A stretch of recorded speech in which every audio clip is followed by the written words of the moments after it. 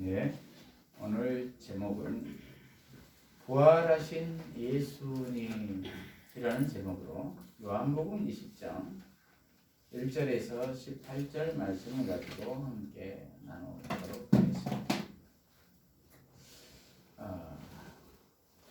우리 모두는 신앙생활을 하면서 부활하신 예수님을 얼마나 묵상하며 사시는지 모르겠습니다. 그죠? 이상적으로 옛날 역사로만 인식하고 있지는 않는지 이 시간 돌아보았으면 좋겠다는 생각이 듭니다. 왜냐하면 신앙에는 실제이기 때문입니다. 신앙이 실제이지 않으면 우리에게 아무런 의미가 없기 때문입니다. 오늘 본문은 예수님은 실제로 부활하셨다고 기록하고 있습니다. 그리고 마리아에게 나타나셨습니다. 오늘 본문을 통해서 살펴보겠습니다.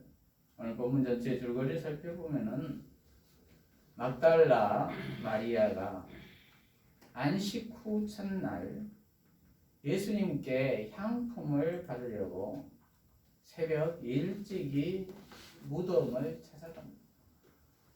그런데 깜짝 놀란 일이 생긴 것입니다.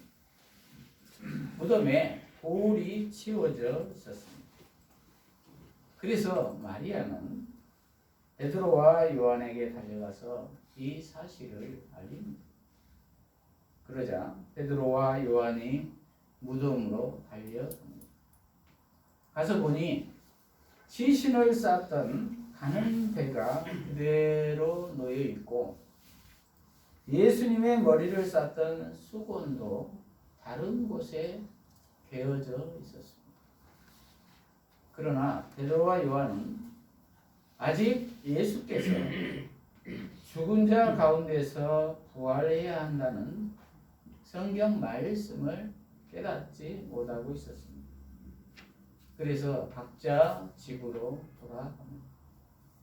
그러나 마리아는 가지 않고 무덤 밖에서 울고 있었습니다. 그러다가 울면서 몸을 굽으려 무덤 속을 들여다보니 흰 옷 입은 두 천사가 있었습니다. 한 사람은 예수님에게 시체가 놓여있던 머리맡에 앉아있고 한 사람은 발치에 앉아있었습니다. 그러자 그 천사가 마리아에게 왜 울고 있느냐라고 묻습니다. 그러자 마리아가 사람들이 저의 주님을 가져다가 어디에 두었는지 알지 못하기 때문에 온다고 합니다. 그리고 말하고 돌아서자 예수께서 뒤에 서 계셨는데도 마리아는 알아보지 못합니다. 예수께서 여자야 왜 울고 있느냐 누구를 찾느냐 하시자 마리아는 그분이 동산직인 줄 알고 말합니다.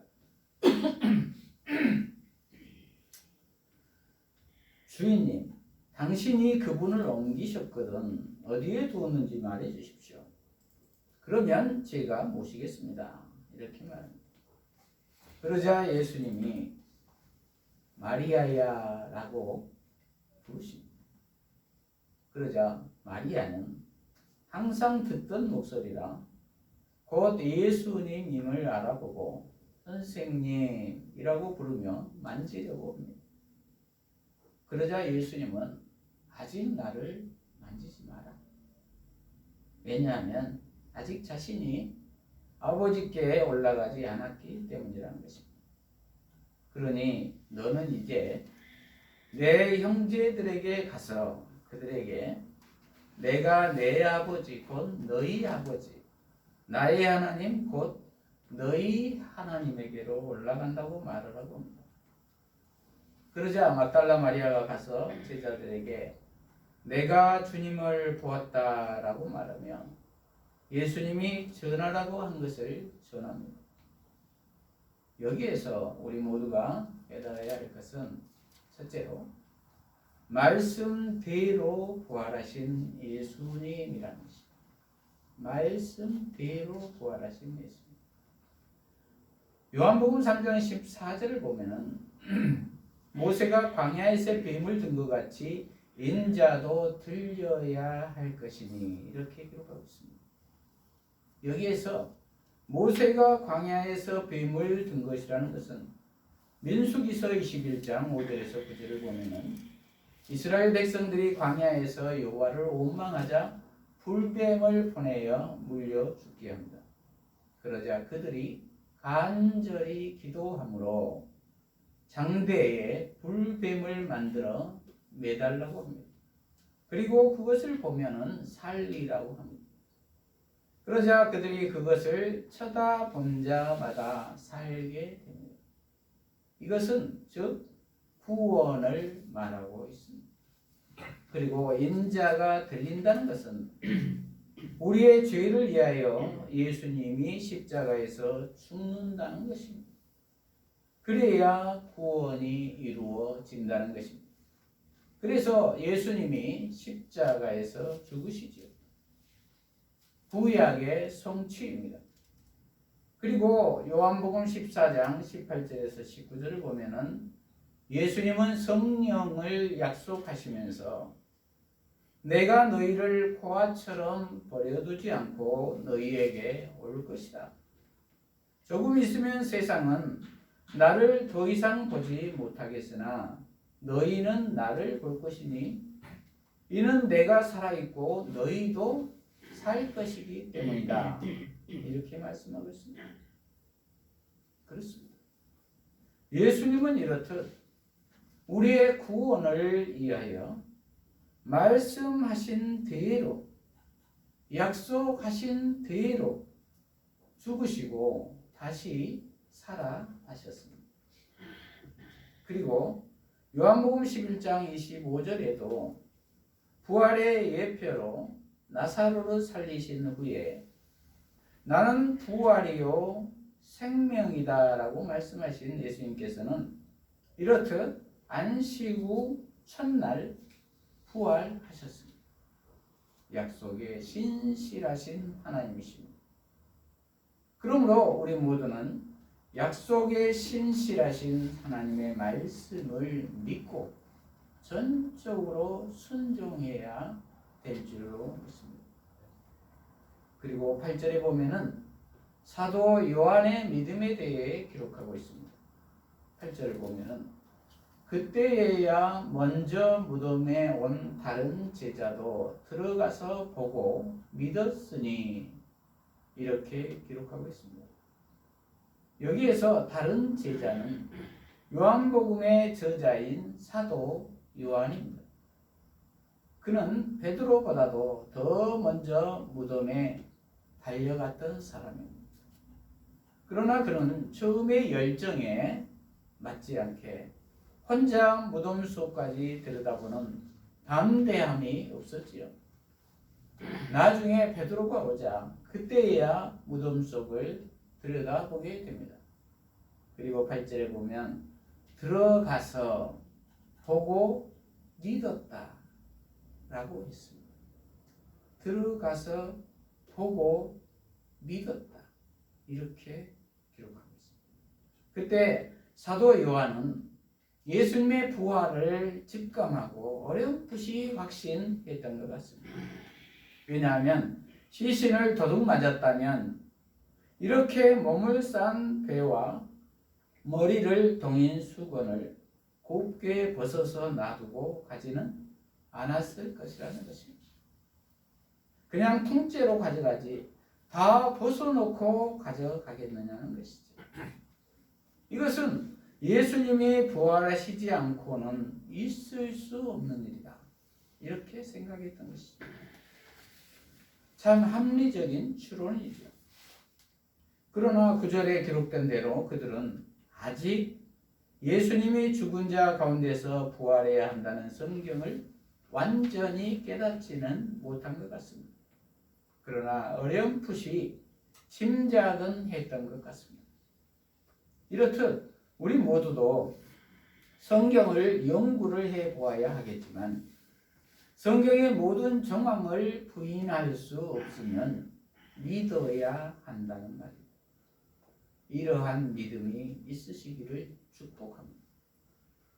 그리고 하나님은 연약한 우리를 위하여 예수님의 영이신 도우시는 영인 보혜사 성령을 보내주셨습니다.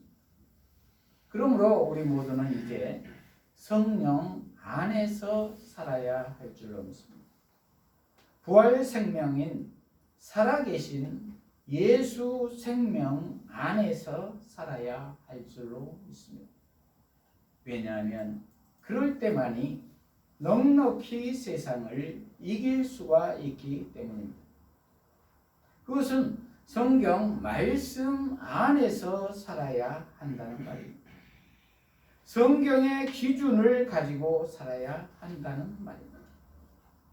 성경의 기준이 없는 사람들의 답은 이 세상 시기와 다툼과 분냄과 경쟁뿐이라는 것입니다. 그것의 끝은 멸망입니다. 그리고 결국은 모르겠다입니다. 철학의 결론이죠. 그래서 요한복음 14장 21절에는 나의 계명을 가지고 그것들을 지키는 자가 나를 사랑하는 자이고 나를 사랑하는 자는 내 아버지께 사랑을 받을 것이며 또한 나도 그 사람을 사랑하고 그에게 나 자신을 나타낼 것이다. 이렇게 기록하고 있습니다. 그러므로 부활 생명으로 산다는 것은 말씀을 잘 지킬 뿐만 아니라 삶으로 살아낸다는 것입니다.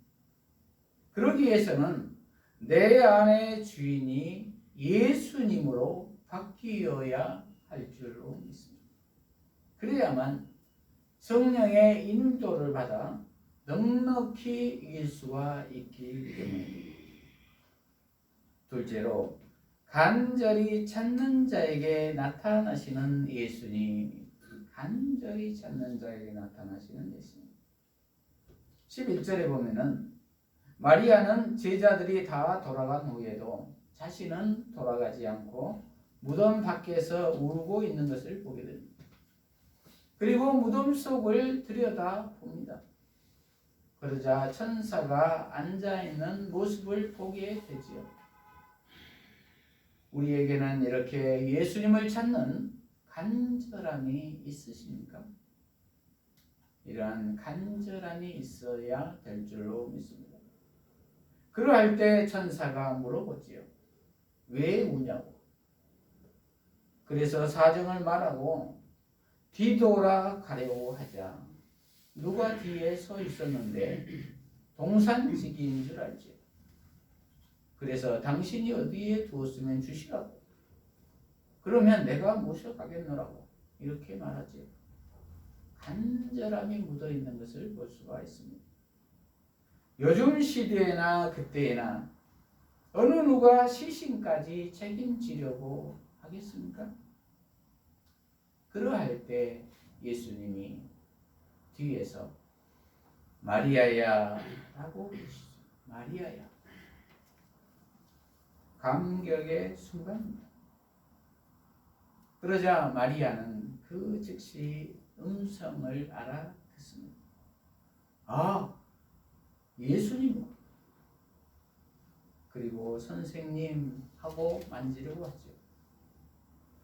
그런데 예수님은 17절에 보면은 지금 내가 아직 아버지께 올라가지 않았으니까 만지지 말라고 하시지.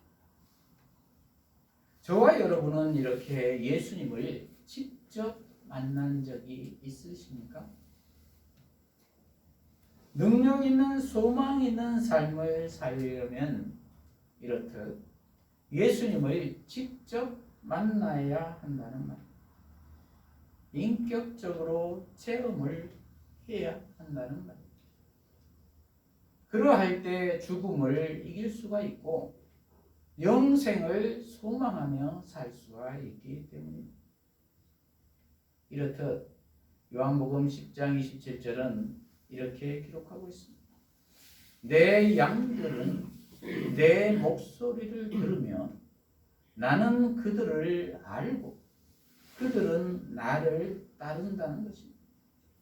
양은 목자의 음성을 듣는다는 것입니다. 저와 여러분은 예수님의 음성이 들리십니까? 그러나 지금 예수님은 어떤 형상으로나 음성으로 나타나지 않습니다. 지금은 기록된 성경 말씀으로 말씀하십니다. 왜냐하면 성경이 완성되었기 때문입니다. 그러므로 말씀이 내 마음에 와 닿을 때 예수님이 말씀하신 것으로 받아들여야 합니다. 그리고 아멘으로 순종함으로 믿음으로 받아들여야 합니다. 그럴 때 예수님의 부활 생명은 우리 안에 거하실 것입니다. 성령 안에 거하는 삶을 살게 된다는 말입니다. 그럴 때 우리 모두에게 죽음은 더 이상 죽음이 아닐 것입니다. 우리의 절망은 소망으로 바뀌게 될 것입니다. 왜냐하면 예수님이 직접 하시기 때문에 그렇습니다. 제자들도 처음에는 다 도망가 버렸지만 나중에 오순절 성령을 받고 나서부터는 거꾸로 십자가에 매달리기를 자청하며 넉넉히 감당했습니다. 그 복음은 사자밥이 되던 로마 시대의 박해를 지나서 2000년이 지난 지금까지 수많은 믿음의 선배들이 넉넉히 감당한 것을 볼 수가 있습니다. 왜냐하면 그 안에는 하나님이신 예수 생명이 있기 때문입니다. 그러므로 우리 모두는 이제 더 이상 이 세상의 죽음과 절망과 어두움의 권세를 두려워할 필요가 없습니다.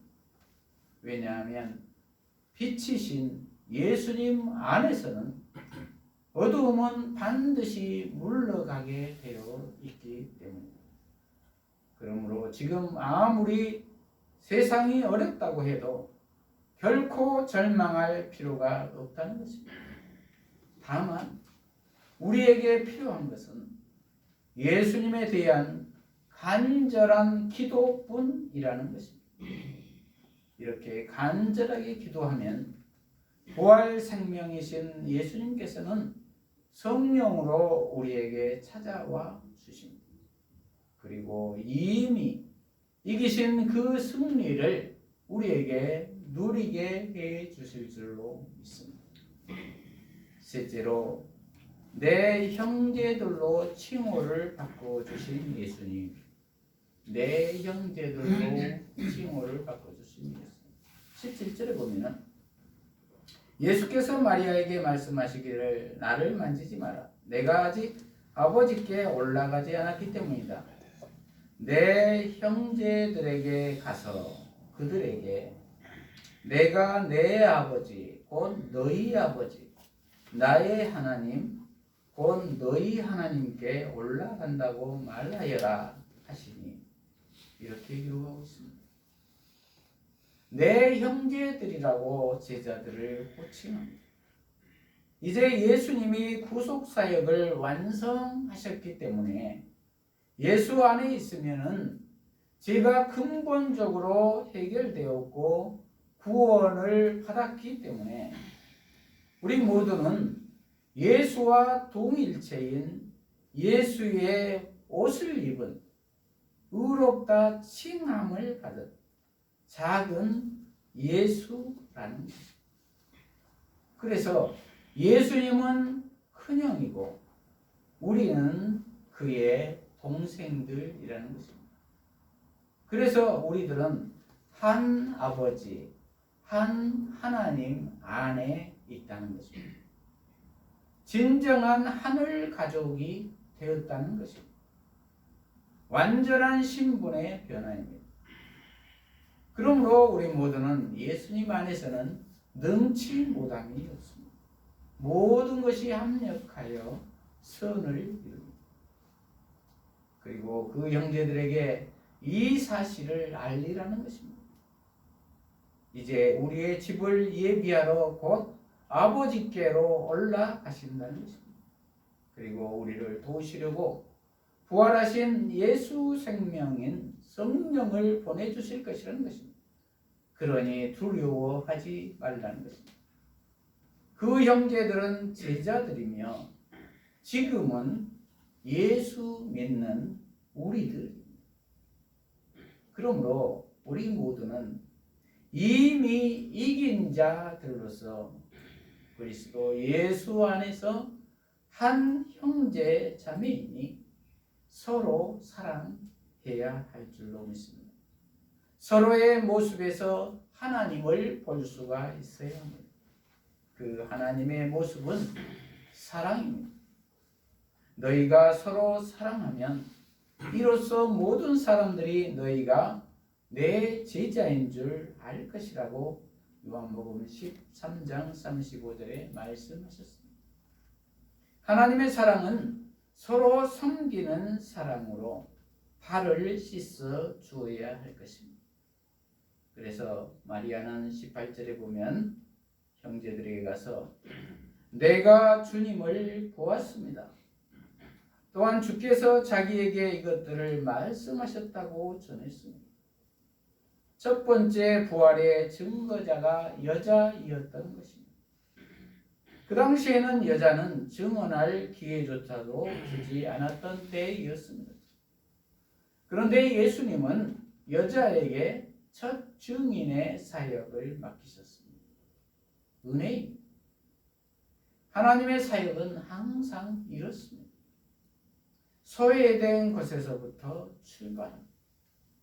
막달라 마리아는 누가복음 8장 1절에서 3절을 보면은 7 귀신 들린 여인이었습니다. 그런데 고침을 받고 예수님을 따랐던 여인입니다. 복음의 은혜를 입었으면 이렇듯 순종해야 합니다. 그리고 부활의 증인으로 살아야 합니다. 그것이 복의 출발입니다. 복음의 증언은 간단합니다. 내가 주님을 보았습니다. 입니다. 내가 주님을 보았습니다. 저와 여러분은 주님을 보았습니까? 성경 말씀 안에서 전 인격적으로 예수님을 만나시기를 축복합니다. 말씀을 마무리합니다. 저와 여러분은 부활하신 예수님을 만나셨습니까? 아니면 종교인으로 사십니까? 종교인으로 산다면 삶이 힘드실 것입니다. 왜냐하면 내가 하기 때문입니다. 그러나 부활 생명인 예수 생명으로 산다면 기쁨과 감사가 넘칠 것입니다. 왜냐하면 하나님이신 예수님이 직접 하시기 때문입니다. 그리고 부활하신 예수님을 만나셨다면 이제 부활의 증인의 삶을 살아야 될 줄로 믿습니다.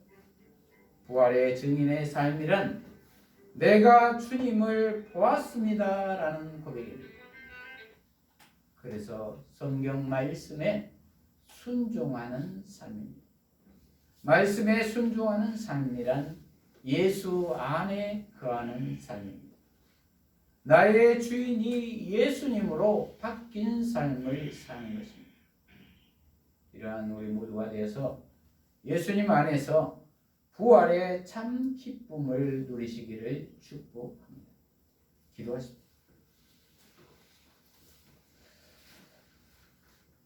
하나님 아버지, 오늘 부활하신 예수님이라는 제목의 말씀으로 은혜를 주시니 감사합니다. 우리 모두가 말씀대로 부활하신 예수님을 믿게 하시고 예수님을 간절히 찾게 하셔서 만나게 하시고 하늘 가족의 새로운 신분으로 서로 사랑함으로 우리가 서로를 볼 때 주님을 보았습니다라는 고백이 있게 하여 주시옵소서. 그리하여 부활의 증인의 삶을 기쁨으로 살게 하여 주시옵소서. 예수님 이름으로 기도합니다. 아멘.